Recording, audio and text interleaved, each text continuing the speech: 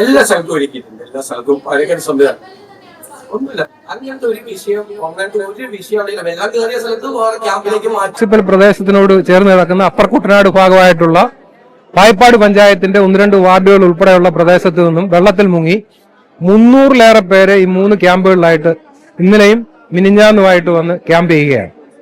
അതിലെ last open ചെയ്ത ക്യാമ്പാണിത്. ഇന്നലെ ഇവിടെയും 100-ലേറെ പേരെ ഇന്നലെ വൈകുന്നേരം ഇവിടെ എത്തിച്ചേർന്നതാണ്.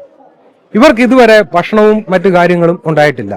അപ്പൊ ഇത്രയും പേര് ഇപ്പോൾ ഇതുവരെ നിലവിൽ ഇവിടെ ഈ 300-ലേറെ പേർക്ക് വേണ്ടി ഒരു ഗ്യാസ് സ്റ്റവ് ഉള്ള ഒരടുപ്പ്, ആ ഒരടുപ്പിൽ നിന്നും ഭക്ഷണം തയ്യാറാക്കി വേണം ഈ 300-ലേറെ പേര് വരുന്ന 3 കെട്ടിടങ്ങളിലായി താമസിക്കുന്ന ആളുകൾക്ക് ആവശ്യമായിട്ടുള്ള ഭക്ഷണം തയ്യാറാക്കേണ്ടതും അവരാ ഭക്ഷണം കഴിക്കുകയും ചെയ്യേണ്ട ഒരു ഗ്യാസ് അടുപ്പിൽ നിന്നും ഈ ഭക്ഷണങ്ങൾ, ചോറും കറിയും മറ്റു സാധനങ്ങളും എല്ലാം ഉണ്ടാക്കി വേണം ഈ 300-ലേറെ പേർ കഴിക്കേണ്ടത്.